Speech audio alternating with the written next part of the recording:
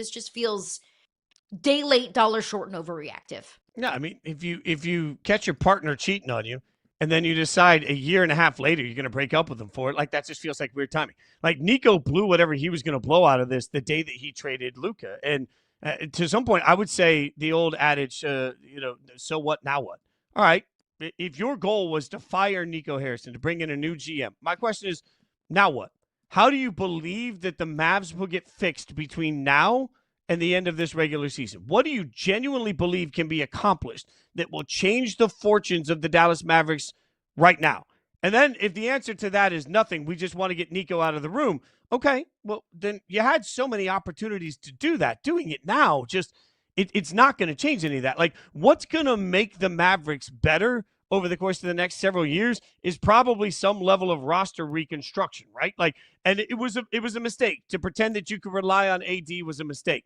But that mistake's already been made. So whoever comes in the building next is just going to inherit a mistake. You're asking somebody else to start cleaning up the mess, which is fine. The mess has to be cleaned up at some point. But you could have started that earlier before the draft. You could have started that all summer. You didn't. And now you can't really do anything about where you are today. There's nothing you're going to accomplish during the regular season that's going to change where you lie in the lexicon of the West. So if you know that you're dead man walking, I don't understand what they think is going to happen. Fans that chanted for fire Nico, how do you think it's going to change the game that you're going to watch next week? And until somebody can answer that question, how it changes next week, how it changes next month, and how it makes you actually bona fide contenders against teams like OKC and the Lakers that you sent Luka to, like, I realize it feels gross and it feels icky, but going in and changing something about it now isn't going to change the fact that the Lakers look like they could compete for a title and the Mavericks look like they're competing for a lottery pick.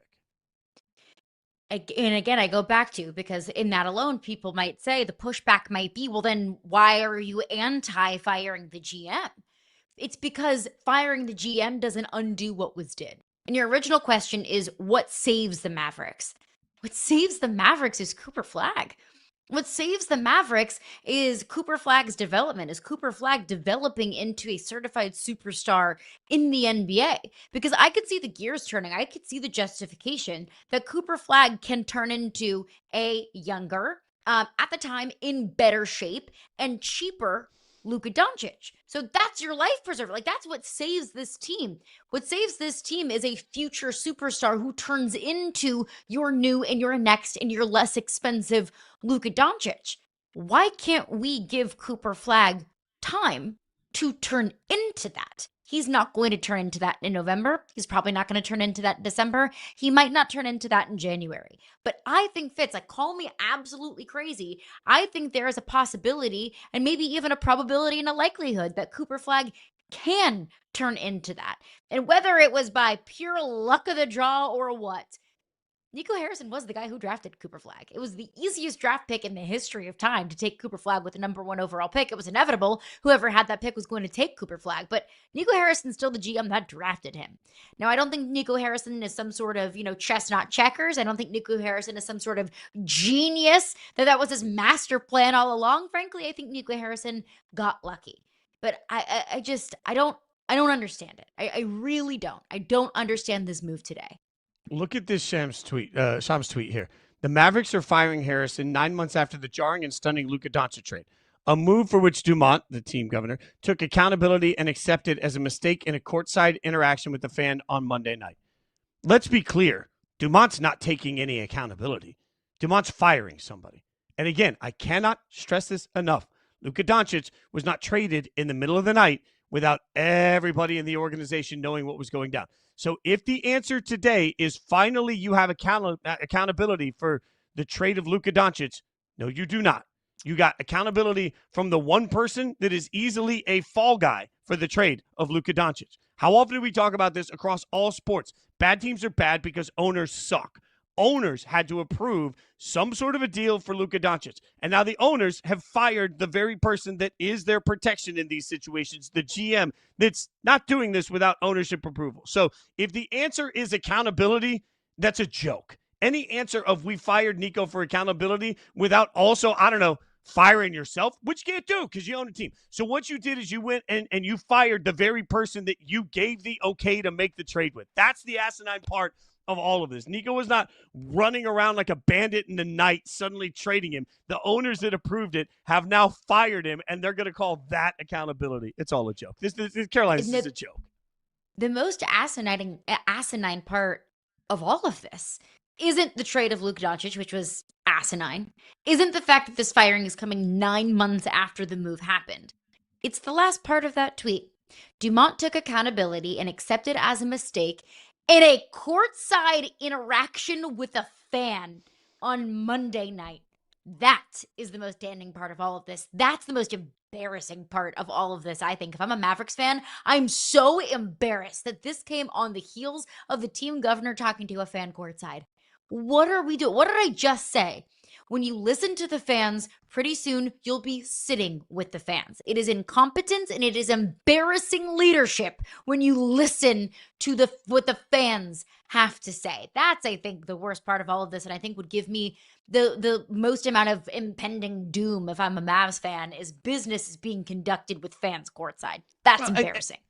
Caroline, even if the answer is they can't sustain an empty arena for the entire season because fans are going to revolt, if you are Dumont and the rest of the ownership group of the Mavericks and you didn't anticipate that, then you shouldn't own a team.